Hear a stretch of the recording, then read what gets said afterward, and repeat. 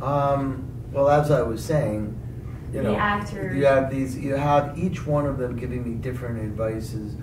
The most important thing that I got from the iconic directors in becoming iconic was, I mean, it's simple. Warren Beatty said it, that making films is not a democracy. It looks like a democracy. And so what does that really mean? It means that you're in charge of the destiny of everybody, everything, and you're there to make 100 decisions in a split second and live with them. So that is truly the best advice that I'm giving somebody. It's stressful. You get on the set. You want to make sure that it's right. Don't overthink it. Once you prepare yourself, step into the shoes and make the best movie that you can make, and hope that you prepared accordingly. So pick your own crew. Don't have people pick it for you. Your DP, your production designer, your casting, your producer, your line producer, the most important person that you pick. If you cannot like your line producer, this is where you'll have the most problems on set with your film. Because it's their job to keep you on budget, and it's also their job to give you options. And if they're listening to somebody else at the same time that they're listening to you, a la studio, a production person, a different producer, as a director, you want to try to be a producer and a director. If you can't, then you need to make sure that the people you work with, you like. So your movie premiered yesterday at the Whistler Film Festival. How do you feel about it? How did the audience take it? Whistler Film Festival is a great festival. I mean, it's one step down from TIFF, which is in Toronto, but it's Canadian, and it has the same vibe. I got a lot more attention by being here than I did at TIFF, so that was something of why I picked Whistler Film Festival. They, for me, gave me a platform, and the audience saw it, they responded to it, they asked questions that was pretty amazing. I got to see it play out on the screen, and I got to see the audience kind of react to what we did over the last 2 years. You know, when you're saying, was it what you expected from the audience? The way they reacted to it? Was it the excitement that you saw in them, or? It was extremely exciting. I mean, for me, again, it's like a home movie. Right. So, I'm just saying, well, I could have cut there and I could have cut there, but I'm not the director. I just directed the icons. I directed all Taylor Hackford, John Badham, Adrian Lyne did Fatal Attraction. He was teaching me when I was interviewing him one directional lighting, and he says, be on it at the end. And what does that mean? It means don't get fired. Oh my God. Don't fire yourself. Don't get into so many tiffs with so many different people that you lose focus of your own film. But it was a great experience. Jonathan is very enthusiastic. He's extremely excited about the material. He cares so much. He's a very sincere filmmaker. And he's the only one that got me. My style, my sophistication. And I got the idea of becoming iconic from Steven Spielberg. Really? Who had a crew that he worked with, and that crew was Martin Scorsese and George Lucas. I mean, and obviously I said Steven Spielberg. I mean, the list goes on and on with their crew. But they would call on them, Robert Zemeckis, they'd call on them all the time, and they would use each other as a think tank. And they would kind of bounce things off of, what if I did this and what if I did that? And I'm like, why is he so lucky that he gets to do all that? Why can't you do that? And so I did. I went out and I tried to do it, and I made a film about it, and I put myself in it, and then I hired a director to tell my story, and then I tried to put myself out there as vulnerable as I could, so that it wouldn't be, too egotistical, narcissistic, but it really would tell a human side. Because it's easy to say, hey, I did this, I'm great, I worked with this. I mean, I did collect 4 Oscar winners to take this journey with impressive. me. Yeah, I mean, Jodie Foster, Oscar winner, Nick Cage, Oscar winner, Faye Dunaway, Oscar winner. He's not afraid to speak his mind and stand his ground and get what he needs, and that's rare in modern filmmaking. The art that I brought to the house, everything that you see, I brought with me. I think we're going to see a lot of Jonathan. You tell the story about your journey, and so how do you bring your own experience from your life to the work you do? Well, obsession, love. I followed the same path of creativity, whether it's music, whether it's films, whether it's what I do in life. It's just to create is to imagine, and to imagine is to find a story that actually takes you from one place to another and shows emotional and visual growth. And I do that in my life, or I try to do that in my life. I try to do that in my storytelling, and more important, you know, I kind of reach for the stars, because if you don't reach for it, you don't have a path to walk. It's very easy to be complacent. It's very easy to want. It's very easy to think about doing, but it's very hard to do. And to do means you have to put that energy out there so that people want to be part of it, because you can't do it yourself. It's not a one-man show. Even though it's not a democracy, it's not a one-man show. So it's almost like an oxymoron. But as the people that are out there, my best advice to them is tell a good story. Understand the story that you're going to tell. Don't tell just a slice of life. Make sure that there's a character arc, that there's a story arc, and that you're telling a story that a commercial audience is going to be interested in.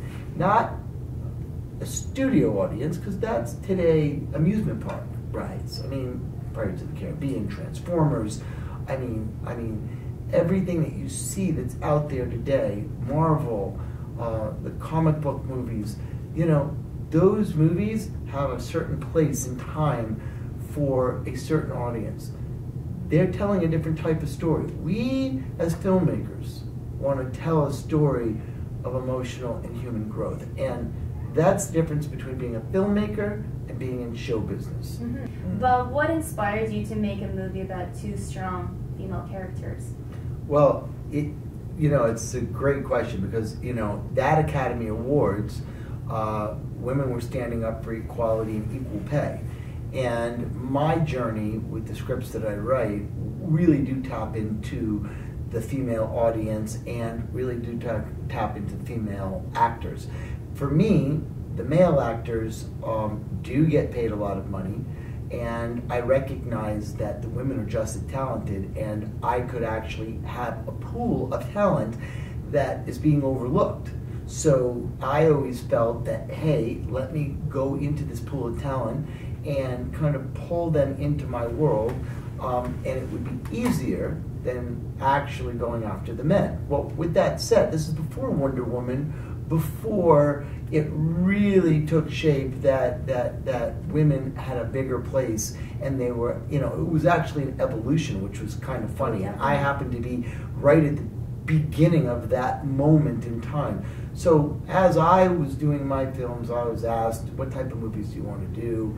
I didn't want to do shoot-'em-ups. I didn't really want to do thrillers. I didn't really want to do suspense movies. And, I kind of, was asked, what do you want to do? I said, well, I want to do drama. And I want to work with the women. And so I was given Inconceivable. And I read it, and I really thought that it was interesting. I thought it dealt with IVF. Nobody had done that before. I thought infidelity in the home. Nobody had done that before. Why don't you just move into our guest house? You could also be our part-time nanny. Angela and Brian are going to try for another kid. They're going to use a surrogate. Wait, they're going to ask me? No, me. What are you doing? They're my babies. You're sick. So So I was forced to kind of reevaluate, and I did go to Nick and said, hey, help support women in film. He got it, and he was great. And, you know, before Wonder Woman blew up, and, you know, we were really looking at the female storyline, the female audience, Nick understood it, and he came aboard, and he knew that he needed to kind of check himself, and he did, because these strong women, Gina Gershon, Faye Dunaway, you know, they came on board, and then Nikki Whalen came on board, and we had a popcorn thriller.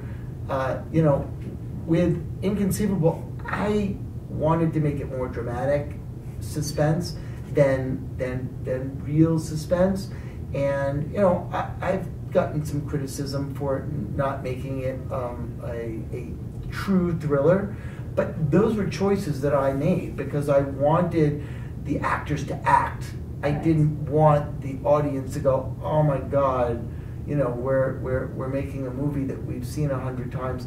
Some of it came out original, and others, you know, it was a throwback to a time when we actually made those movies, because we don't make movies today. I mean, we make amusement park rides. Icon is about a soul that travels through 100 years until it reaches its destiny as a rock star. It's a love story to America.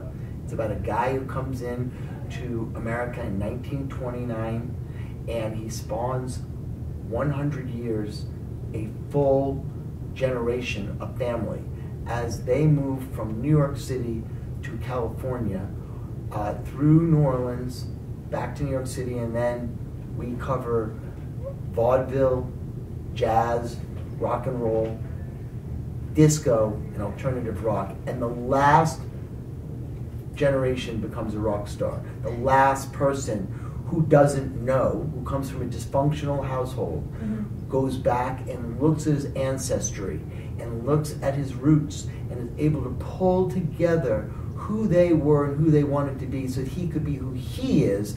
And, you know, I believe that this film is the story of America because we are 5 generations in that we can understand now, and we can look back at different generations and really evaluate who we are, whether you're a car mechanic, whether you're a musician, whether you're a gold dealer, whether you're a drug addict. It doesn't matter. Who you are is from where you came from.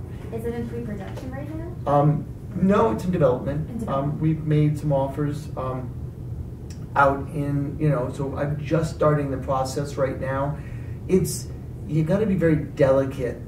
You know, if you want A actors, they have to come to you. If you want less than that, you can kind of be a little bit more aggressive and posture the film, you know, with a different footprint. So I'm trying to decide right now whether I want to be the filmmaker or work in show business for myself, you know, because that's always the caveat, you know, which one is more important at what time, and then how does that define any given project? The Baker Entertainment Fund, and who's it for? So Baker Entertainment has a microfilm fund that if you go and you look up Variety, they did a story on us. So what we have done is, as I travel the road of making movies, you know, people help me all the time. And it's just paying it forward. And so we created a little fund for people that need finishing money. If you're, you know, kind of out there and you cast your movie, you want it to be in the film festivals, or you kind of looking for a distributor, you know, and you're on your way where we can actually evaluate what you're doing, we'll come in there and we'll help you with post-production, we'll help you with some marketing, we'll create some posters for you to kind of get you, you know, out there so that you have a calling card. We'll kind of teach you the lingo of how to knock on the doors to get your film to the film festival and or to market your film, or more important, how to complete telling your story. Because sometimes you get lost along the way and you thought you had a story, and then remember, the movie that you have in pre-production. The movie you have in production and the movie you have in editing are 3 different movies, and the movie you watch is a completely different version than you started out with. So somebody has to be your barometer, and if you don't have anybody that has just like you have the directors to fall back on. Exactly. We can fall back on your funds. Exactly, and so we're there to kind of help somebody tell a good story. And sometimes people just get tied down. Their scripts are too much, or their process is too large, and and we're there to kind of listen to what the opportunity is. We can't help somebody unless they're going to help themselves, but we're there, to play it forward, and that's the film industry. That's filmmaking, and that's independent filmmaking at the true core.